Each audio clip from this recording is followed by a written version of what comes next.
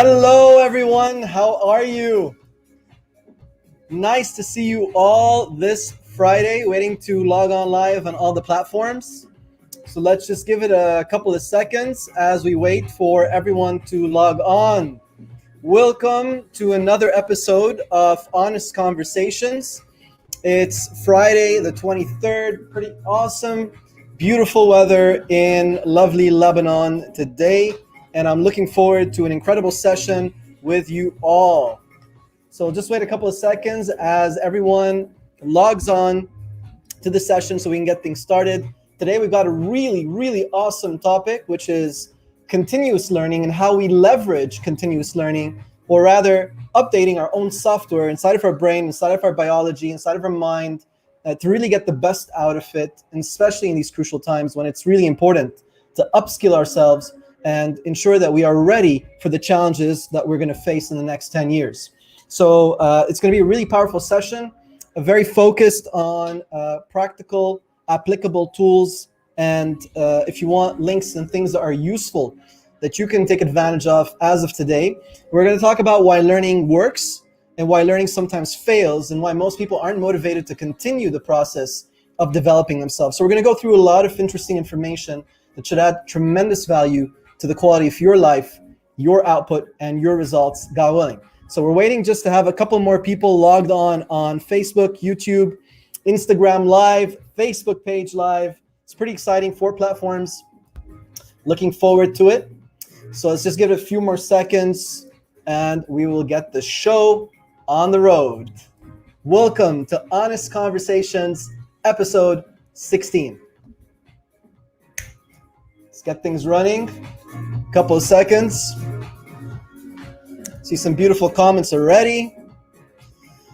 Hi, David. How are you, brother? Nice to see you today. You're welcome anytime, Chief. Welcome back anytime. Hello. Hi, how are you, Abdullah? Hi, Father. How are you? Sharbel, Rosie, Blanche. So many lovely, incredible people. Salam ya habibi. So great to see you. Ramadan Mubarak, guys, to those who are currently fasting in Ramadan. My apologies. I am going to be having to drink some water because I'll be talking all this time. So it's just part of the process. Malika, great to see you too. I'm doing good. Thank you so much. I think we're pretty much ready to start. Let's get the show on the road. Are you guys ready? Let's go. Tayyib. So, continuous learning, what is it really about? Any thoughts, any ideas? Would anyone like to share with me your thoughts about what continuous learning is? I'm not really asking for a definition, but I would like to understand from you, what does it mean to upgrade and update your own software? So how do we go about doing that? How do we develop ourselves and really benefit from enhances in our own software? Let me raise the brightness on my screen a little bit here. It's a little bit low to see you lovely people better. There we go. Thank you. So great to hear from you all. All right. So what's your definition of continuous learning, guys? What does it mean? Does anyone have an idea?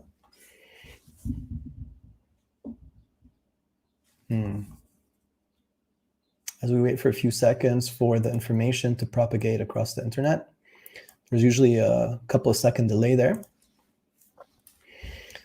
All right, cool. So let's talk about this.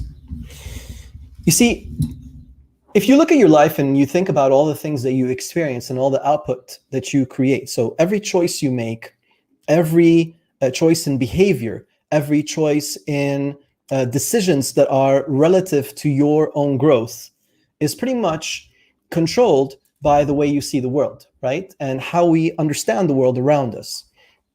So I've got David showing some answers. Let's see what he wrote. It's like going to the gym, but it's like when you benefit your brain and always learn new things. That's wonderful, David. Absolutely. Okay, Ella is saying continuous learning means being able to let go of all the belief systems and no longer serve us and choosing the ones that serve us better. Congratulations, incredible. David is saying new things. Okay, Awesome. Yeah, you're on mute. It's all right. Don't worry about it, bro. I kind of figured that one out. So that's really true, and that is one side of continuous learning. In fact, continuous learning can be anything you want it to be. And one of the misconceptions of leveraging continuous learning is the fact that people think that if I'm learning new things, it's enough, but it's not. Because I think what I've noticed in the last 15 to 20 years of working with people as a human development specialist, coaching, mentoring, training, and consulting for individuals or companies, I've noticed a lot of times when people are focused on developing themselves, they don't really have a goal in mind.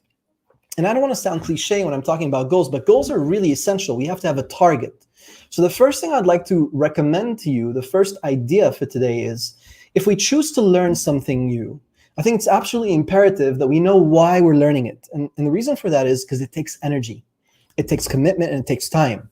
So if I grab a book and I'm reading a book, and the objective of that book is for me to develop myself, then choose books that are going to serve you in the overall objectives or strategy or plan that you have set for yourself for the next couple of years.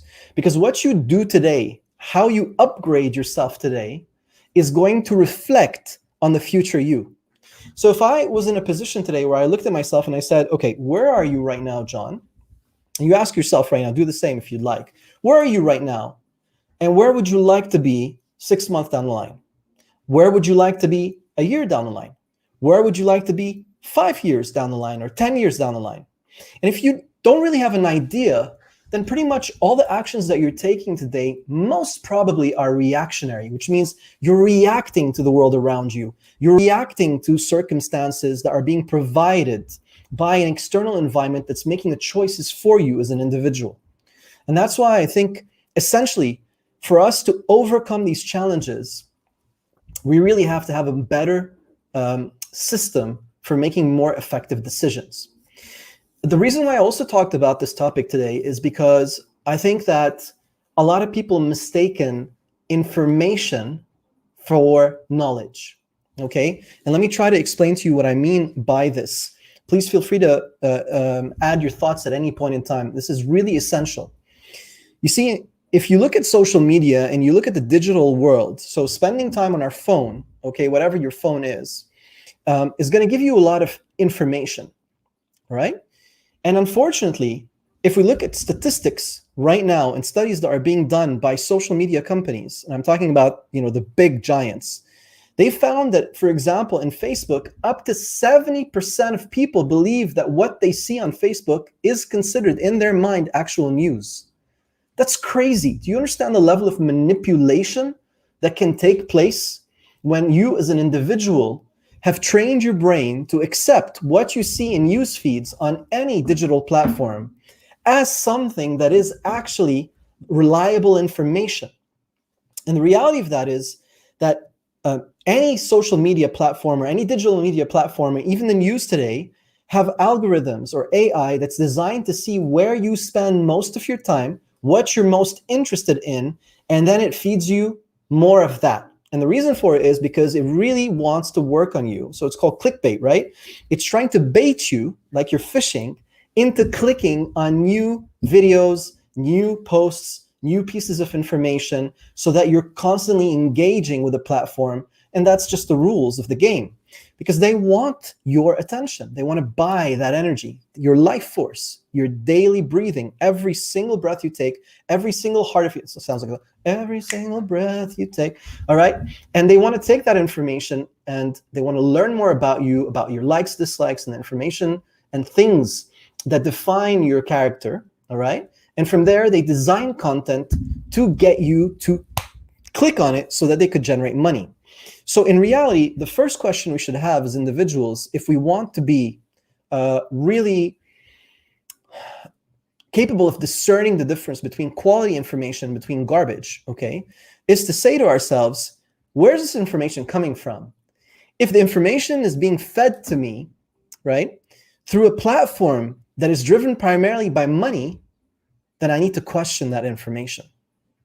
And the reason why I'm saying this is because a lot of times I've noticed that people log on to LinkedIn Learning, log on to YouTube tutorials, buy courses off Udemy or Coursera or many other platforms. And these are fantastic courses, masterclass.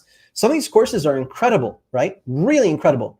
But some of these courses are absolute garbage. And so what you find is, and I did this just out of fun, I bought 11 Udemy courses of the same topic. And I went ahead and I watched all 11 courses, which is such a tremendous use of my time. And I was trying to see, is the information recycled? And I got to tell you that almost 85% of the information was recycled. And that's okay, because knowledge is knowledge to an extent. But what's the difference between information and actual knowledge? And this is what I'd like to share with you today when it comes to continuous learning, because information is data that's coming at you from streams that you don't control. You're more or less interacting with because it's giving you a serotonin hit, a dopamine hit, whatever it is that you're getting. But ultimately, for that information to become knowledge, we need to check it. We need to validate it. We need to fact check it. We need to make sure that that information is trustworthy, that the source of that information is, not malicious, doesn't have an intent to misguide us or misinform us or manipulate us to make other choices, or rather to base our business ideas or our career ideas on data that is not actually real information and knowledge. And you'll see a lot of advertising that's taking place in social media that focuses very much on, this is the amount of money I made. If you want to make millions, you want to make this now, go for it. We're gonna make it happen for you. So the first thing I'd like to do is invite you, within the context of this idea, to think and ask yourself, what strategy could you put in place to protect yourself from being misled by the data that's coming in, and being able to vet that data, double check that it is tested, have your own process for it to ensure that it is really valid, reliable data that can be transferred from information to knowledge, that allows you to really understand that this is as close to the truth as possible, so as scientific or science-based as possible, as proven and tested as possible. And from there, the decision you take gives you a genuine advantage. Look at it this way. Let me just see, David dropped us another awesome comment. Goals are like roadmaps. Without them, we won't know how much input, where we need. Absolutely, we won't know where to go or where our development's going to be, okay? Misha, glad to see you live. It's my pleasure too. Glad to see you too. So let's track back for a few seconds and really think about this for a second. If you're living paycheck to paycheck, if you're earning amount of some money, okay, right now, and that money is designed to get you through your months, you're not going to really care much about the quality of information you're receiving, because it doesn't really have so much of an impact on the choices you make, at least on an economic level. However, if you are someone who's investing money for the first time, let's say you saved $50,000, $60,000, $80,000, $100,000, and you're making your first time investment, you pretty much really care about the quality of information you're getting, because it's going to affect, if it isn't really knowledge, if it isn't really as close to fact as possible, it's going to affect the choices that you're making with your money. And so many people end up investing in an uneducated manner, basing their decisions on what they see on social media, considering it to be a trend, a real trend, and then make those decisions and find that their business doesn't work and it fails and they lose lots of money. And we see that a lot when we're supporting startups. They come up with fantastic ideas. They say, but this is, look, I have proof. Look how many people are posting and liking my posts when I talk about the solution. I say, well, that's not how you calculate if there is a market for your product or your service. There are time-tested methodologies for that. So this is the first part. The second part I want to talk about when it comes to continuous learning is really aligning what you're learning with your goals and objectives, which we just gently touched on at the beginning of the session, which is,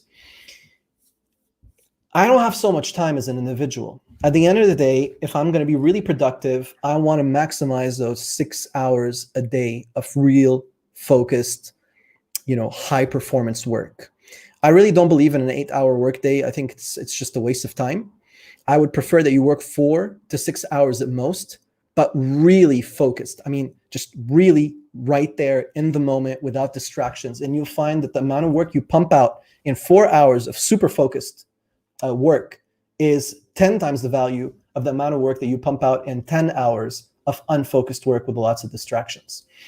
Also, there's something funny about the human brain, which is when I know I'm going to be working for 10 hours, I relax. I kind of waste more time. I get a lot of distractions. I spend more time getting things done. But if I said to you, you only have 4 hours to work, you got to complete these tasks, you'll find that the shorter the time frame is, the more hyper-focused you are, and the more rewarding it is for your brain to get things done and get them out of the way.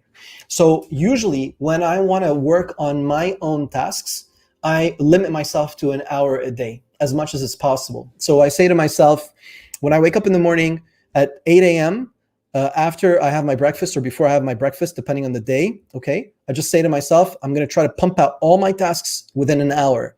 And I put some high energy music, I go into overdrive, and then I pump out as many tasks as I can. Now, here's the thing. The reason I do this is because I truly believe that I need to spend more time upskilling and learning valuable knowledge that is aligned with my core objectives as an individual, okay, in order to make sure that we're getting the best results possible. Because I've found over time that the more knowledgeable you are, the more experienced you are about a certain topic, the more efficient your decision-making is, the faster it is, and the more effective it is, and the more accurate it is in a sense. So, you know, there's a comedian who shares a funny sketch about following like billionaire mentor or millionaire mentor or whatever it is online. He's like, yeah, so I've decided I want to become a billionaire. And so I went on Billionaire Mentor on Instagram, and they said, well, Bill Gates wakes up at 4 a.m. So I've been doing that. I've been waking up at 4 a.m. every day. And they also said that, you got to get rid of everyone that's negative around you in your environment. So I now have gotten rid of all my friends, everyone that complains, basically. And so, yeah, I feel I'm getting closer to becoming a billionaire. And the irony of this is that, you know, these posts are communicating strategies that work for people that we consider to be exceptional in life, but it's their strategy. It's not necessarily your strategy. It's not necessarily what works for you. So you've got to discover what works for you. However, what I can tell you about every exceptional person is that they went through high curves of learning. They acquired greater skills, greater competencies, greater knowledge, greater understanding, greater experience, and greater wisdom, and greater, if you want, certainty and confidence in their capability to handle any situation or challenge that comes their way. So the reason why I'm saying this is because at the end of the day, it's really, really important that we think about how much investment we want to make in our own development daily, okay, weekly, monthly, and if this investment that we're making in learning, continuous learning, is actually purposeful. Yani, is it focused? Yani means, and so, is it focused on helping us acquire the right skills, competencies, knowledge, capabilities, whatever it is, understanding, awareness, wisdom, experience, to achieve our goals in a more effective way? If it isn't, you're pretty much wasting your time, because knowledge that isn't applied is just wasteful. Think about a hard drive that's filling up with data that you're not going to use at any point in time. Your brain's going to dump it after a while. Okay, this is where we get into cognitive psychology in a sense. And at the same point in time, you're actually just throwing in more data in your brain that doesn't really add any value. And that's a perfect example of an Instagram feed. I'm not against social media. A lot of people tell me, John, why are you so anti-social media? I'm not anti-social media. I'm anti the way it's being used, okay? I'm anti the way we've allowed social media to come into our lives slowly but surely, creep in and take such a dominant position in the way we make choices. And we're being hypnotized every day through these posts, through these technological systems that are far better designed than our own brain to manipulate our thoughts and our ideas. So I just want you to be a free thinker. I want you to be free to choose for yourself based on real, tangible facts and data. And the simplest example of this, okay, has nothing to do with my theory. Just take a look at the experience with COVID over the last 2 years.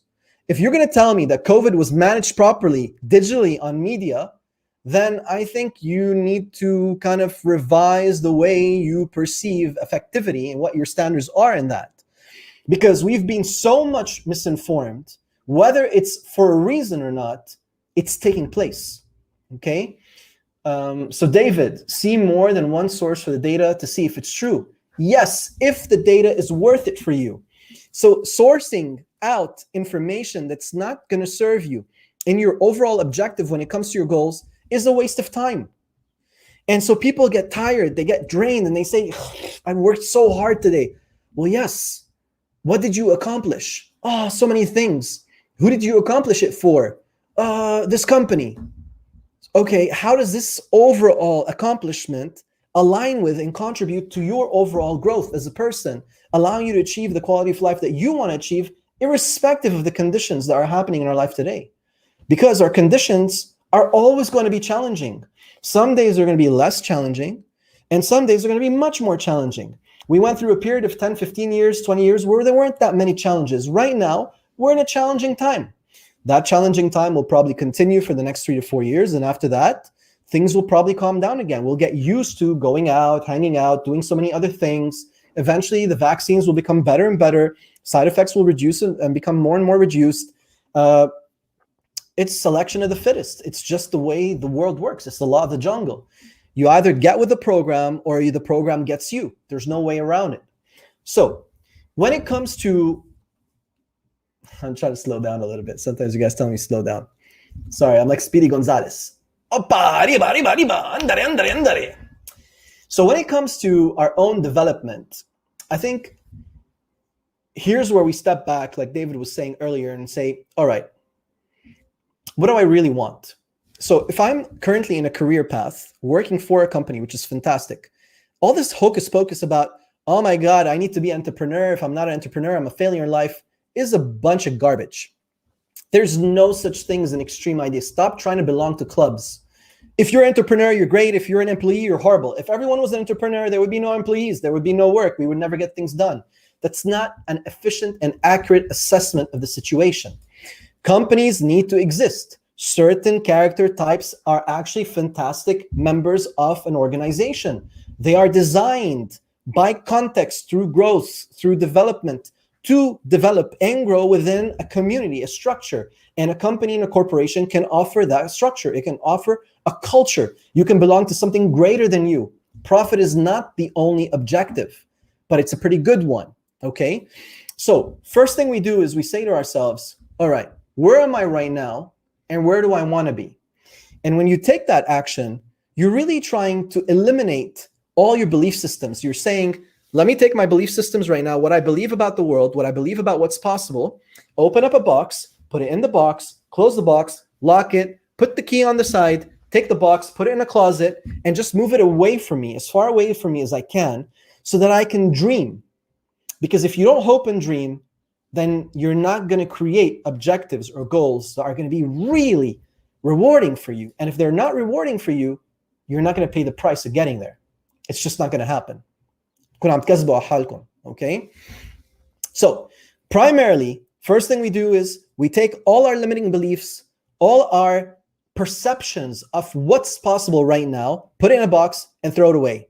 Throw it away first. Okay, let's not throw it away. Let's put it on the side so that we can spend time dreaming.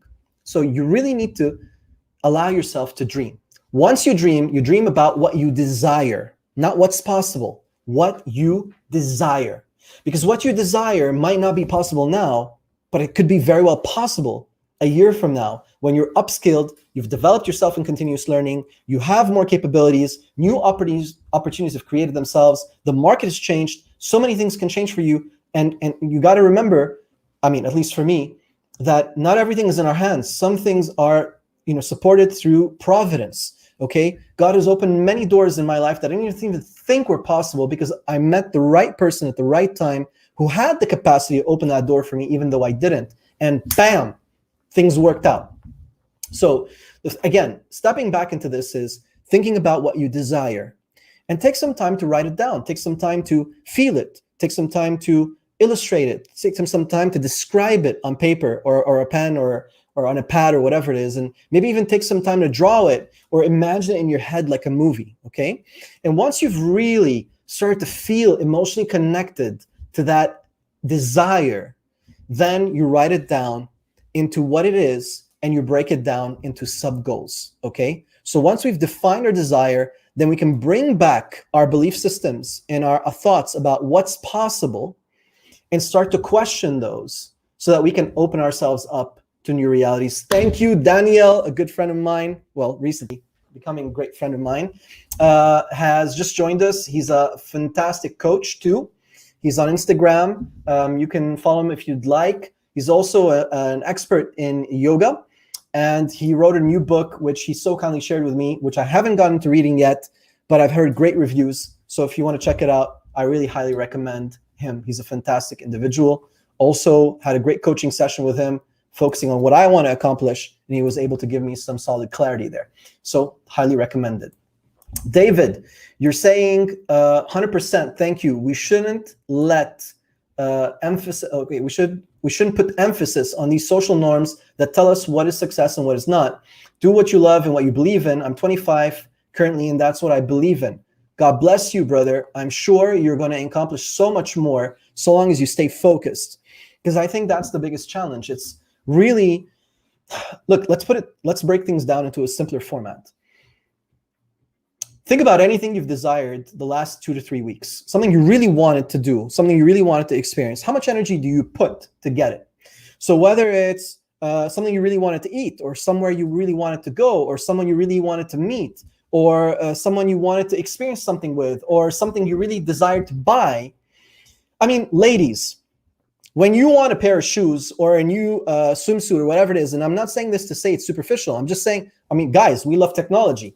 When we want something so bad that we really desire it, we find a way to get it.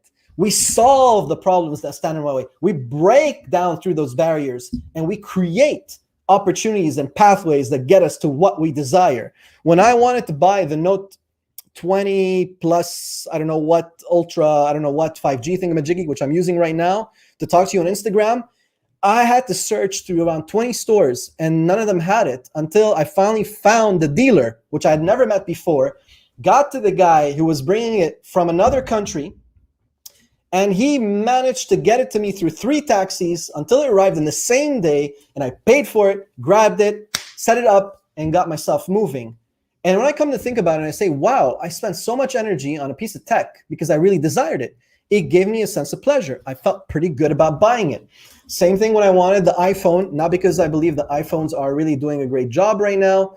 In some aspects they are, but in other aspects I feel they're just recycling and messing around with us a little bit when it comes to consumerism. You know, new colors, new models, just like cars and stuff like that, which I find is a little bit manipulative. But they have some really good benefits like added security now, and I love the fact that they're starting to really fight against Facebook and Google and all these other organizations to ensure we have privacy. The question is, why? I'm pretty sure that there's some kind of financial benefit or some greater strategy where they want to push their own products kind of out sooner or later. Bottom line is, when we desire something, we go out and we do what's possible to get it. What if you could apply that energy daily towards your own objectives and your own goals? What if you could apply that energy towards something you really desired for yourself? You could, so long as you knew what it is. Honestly, how many of you really know what you want and where you want to be in the next 5 years? Honestly, if you did a self-audit right now and you looked at yourself and said, let me be honest with myself. Let me not allow, what people are telling me are the limitations of the world around me. Let me not use my own lower standards or my limited beliefs about who I am as a person. Let me just turn all these things off and just say, what do I really desire? And from there, define it, feel it, like really feel it emotionally. It's got to tickle you. It's got to turn you on. It's got to inspire you. It's got to reward you. It's got to excite you. It's got to get you to giggle, laugh, scream, say, I really want this. And when you really want it, then we can sit down and say, okay, step number 2 is to break it down into smaller steps. Because when it's so big, it's pretty hard to feel like you're going to achieve it. So break it down into small steps and say, all right, stage 1 of this process is I'm going to do this by this time. All right. And of course, you guys have 100 million examples on Google for, it's probably not accurate, but anyways, a lot, for SMART goals and SMARTer goals and SPIRIT goals and all these kinds of goal models. I don't care which one you use. Just use one that works for you, as long as it's specific. Okay. Ortiz, I needed this question as we're looking into integrating ourselves back to the working society in NYC. Yeah, we are. We are looking into that, definitely. And I'm so glad that you find this question to be beneficial for you. By the way, you have been missed. Here's the thing. When you break down your goals into smaller objectives and you have a clear idea, you can see where you're going to be in 6 months from now, according to your own desire, suddenly the price that you need to pay in energy, time, effort becomes much more clear. Clarity, right? And from there, you can say to yourself, okay, so if I'm going to get to this goal, I'm really good in managing and organizing my time, but I'm not so good when it comes to understanding finances. So where do you spend some time? You find the right type of knowledge that you need to develop, the continuous learning that's going to support you in finances. If you are good in finances, you're good at managing your balance sheets, you're good at understanding your spending, okay, in and out, all right? And at the same point in time, you're good at putting energy, you're good at organizing yourself, you're really good at taking advantage of your time during the day, but you're not good at sales. You're not good at influencing or persuading or speaking about your ideas or presenting or pitching your ideas to the right people. So then you say, all right, I need to train myself there. So you're doing really, once you have a desire broken down into much more, let's say, measurable goals, then these goals are broken down to steps. You choose one of those goals as a short term, as a first step, and then you do an audit. You say, what skills do I still need to develop? If someone else was really good at this, or who do I know that's really good at this, and what are they better at than me right now? And what do I need to get to their level of skill because they seem to do it so well? Can I spend more time with them? Can I learn from them? Can I copy them? Can I pick up on their methodology? So that's a form of learning. It's content, form to content. So you're actually spending time doing something to learn content.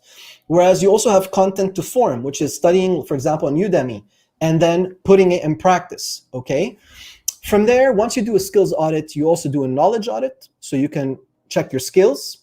If you want a list of skills, you go on Google and you say, top 30 or 40 skills required for the next decade. You're going to get a list of those. Just check yourself on them and say, what do I really need? What are the top 10?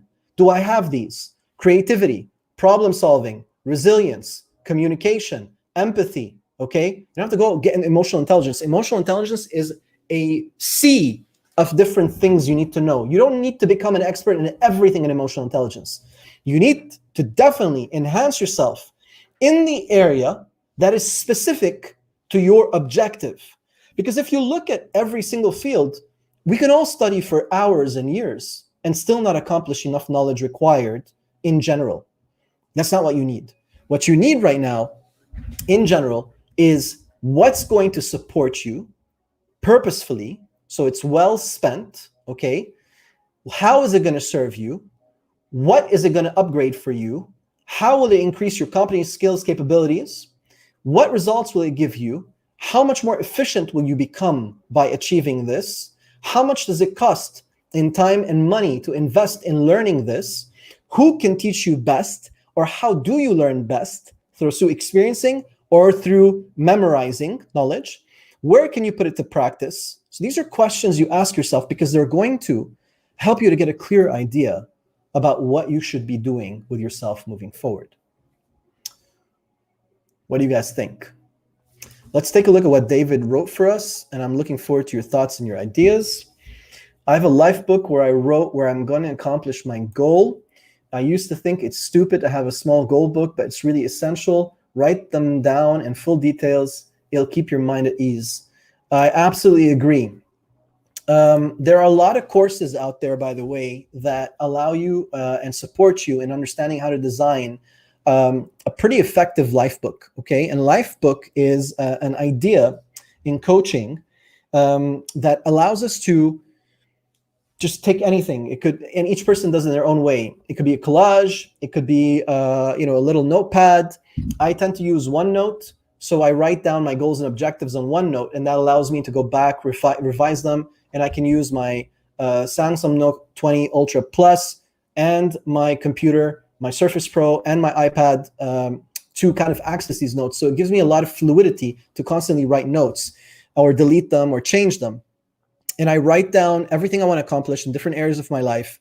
And then what I do is I take images from the internet, throw them in those areas just to have visuals, because I'm visual primarily. And at the same point in time, maybe movies, think about people who've achieved that and use them as a compass in order to drive myself towards greater performance. You get to a point where the people that you're looking for to inspire you no longer inspire you because you've just become that good at it. So then you need to raise your own standards. It becomes you chasing yourself, okay, over time. And this is not my idea. This is an idea that was shared by a pretty famous actor at the Oscar Awards, Matthew McConaughey. All right. So he said, you got to chase someone. I chase myself 10 years down the line. I'll never catch him. Mo's chasing the 10-year better version of me. And I think that's really fundamentally a really good, let's say, process of thinking, because you're really becoming more and more in love with yourself, and you're raising your own standards, and you're designing for yourself a better and more enhanced reality. Other than that, when it comes to learning itself, a lot of times we find, if you look at the statistics, that, for example, people who log on to and register for courses that are self-paced learning, so you're learning at your own time, at your own pace, the completion rate for these courses is like 10% or 11%. That's pretty shocking, considering that knowledge is so available now, right? And so cheap. So courses that you used to take before used to cost you thousands of dollars, today cost you $11. $11. Two, you used to take these courses and you'd have to drive over to a hotel, sit in a conference room, have a speaker talk, and they gave you a book and so many other things. Now you can just do it on your phone when you're in the bathroom. You can learn when you're in the bathroom. How crazy is that? You can learn at night when you're in your bed at your own pace. Okay, you can learn while you're driving, because you don't need to look at the screen. You just need to hear the person. If it doesn't affect you, make sure that you are always safe when you're driving. So there's no reason and no excuse for us not to develop and learn. And digital learning is becoming more and more, let's say, enhanced and more, I'm trying to find that word. It's kind of stuck in my head. I would say,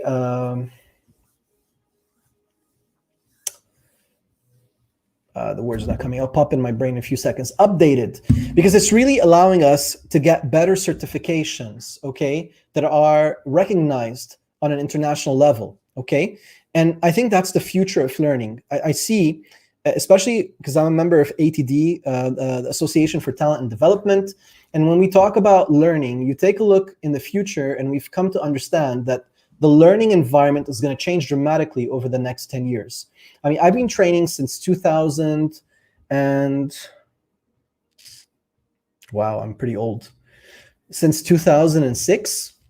So that's almost 15 years of really working with people, doing instructional design, designing learning content, delivering learning content, testing the delivery of learning content, and making sure that it is up to the standard that people are really being able to measure based on Kirkpatrick's 5 levels. We design content based on Bloom's taxonomy, both on high order and low order thinking, kind of understanding how to apply that knowledge, both in low order direct applicability or high order thinking, and so many other models that are used for learning. And when you take a look at these learning models, we've come to understand that people are evolving, and the way we want to learn is evolving, because people don't want to learn things that they're not going to apply.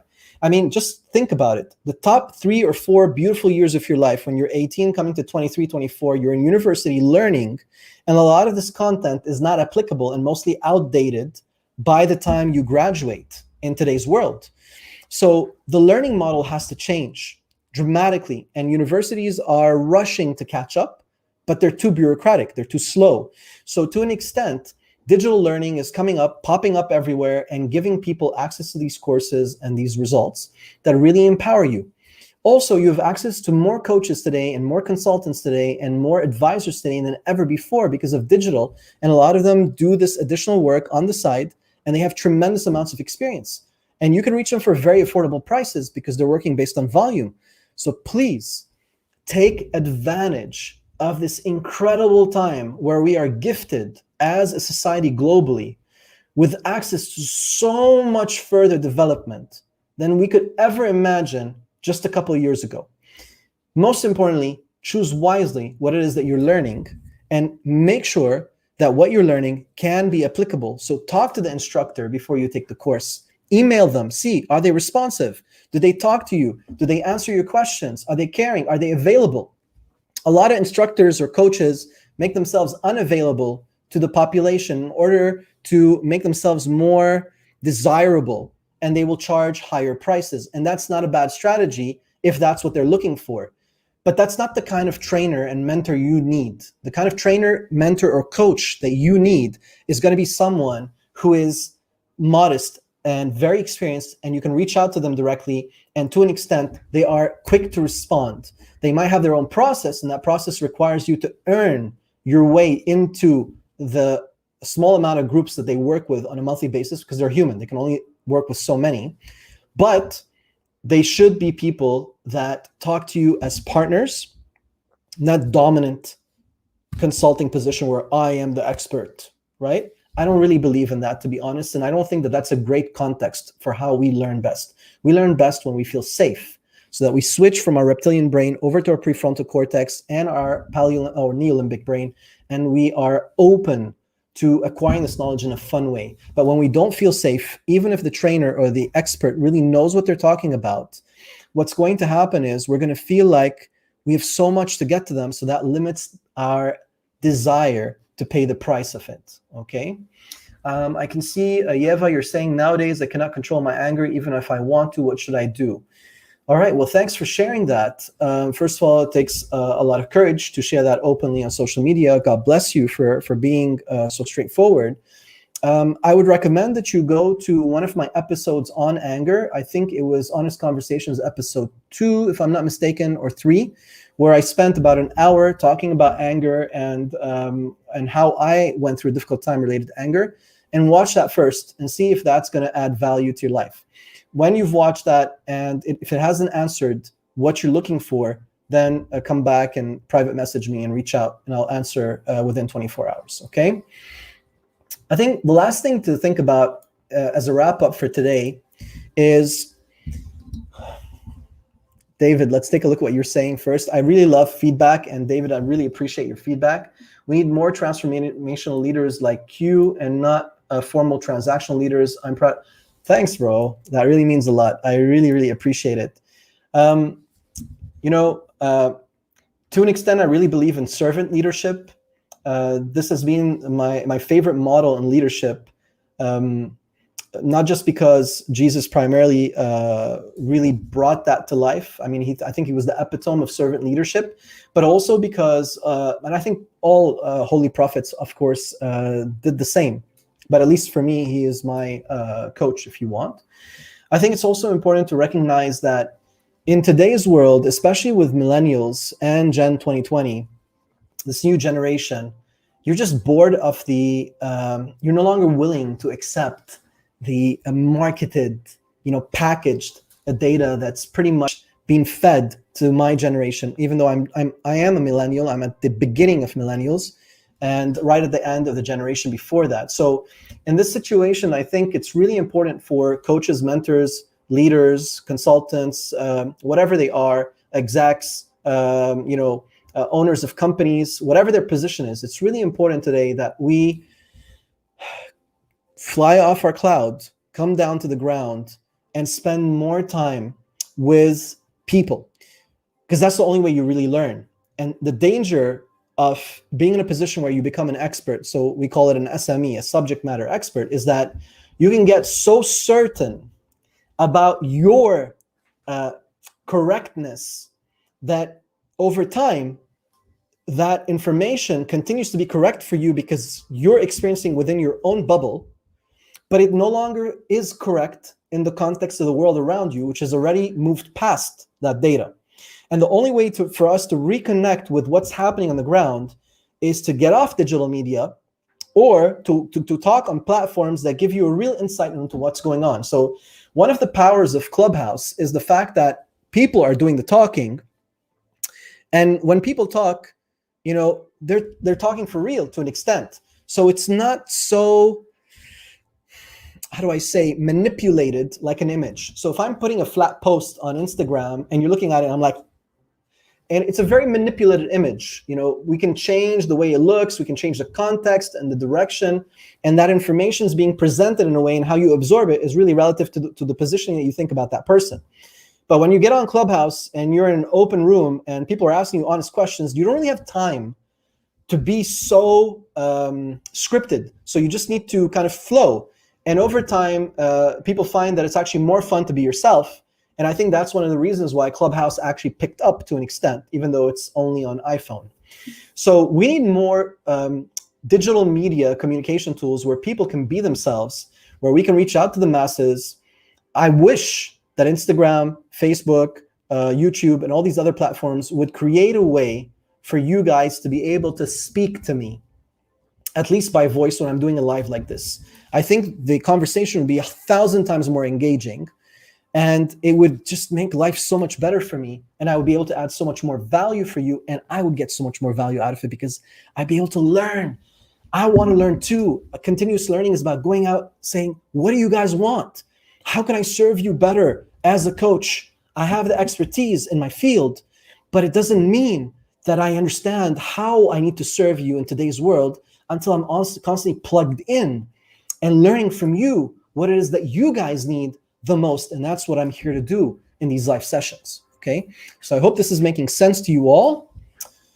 Do you have any questions for me before we wrap up? Last 5 minutes of questions and answers. For everyone who is going for iftar right now, God bless you. Happy iftar. Sorry, when you talk a lot, you got to drink a lot of water for my vocal cords. So, any questions? Any comments? Any feedback? What are your thoughts about today's session? Let's see. What do you guys think?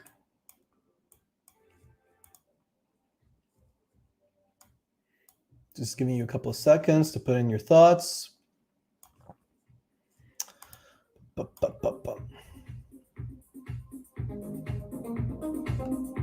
Put some nice music as you guys write down your comments.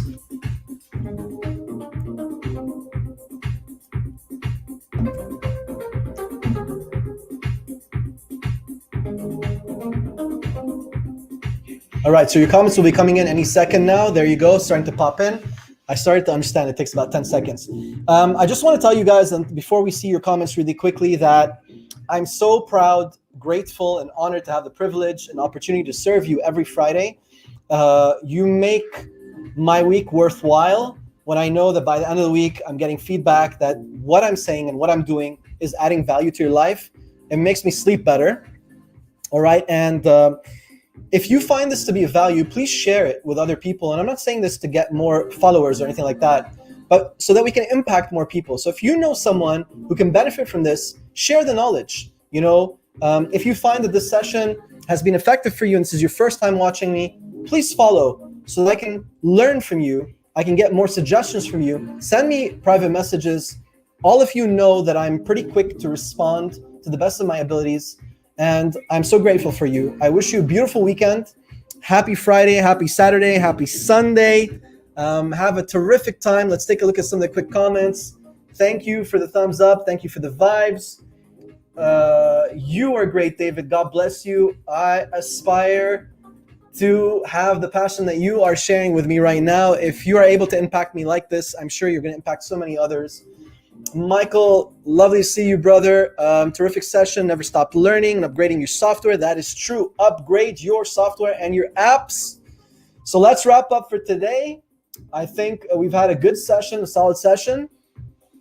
Ladies and gentlemen, enjoy your weekend. See you next Friday in Crucial Conversations. I've got an awesome branding company that has started taking over my brand. They're superb, really, really, really awesome. I'm going to tell you more about them next week, kind of leave it as a surprise for now. If you like what you're seeing, share with me your comments and thoughts as we've changed some of the colors of my brand. Forget the photo shoot is old, but we're using the pictures that exist right now. I'd love to know your thoughts about that. And I'm going to connect you with them soon if anyone wants to get their brand upgraded and enhanced. God bless you. Wish you an incredible day. See you next Friday, same time, 6:30, as always. Take care. Bye-bye.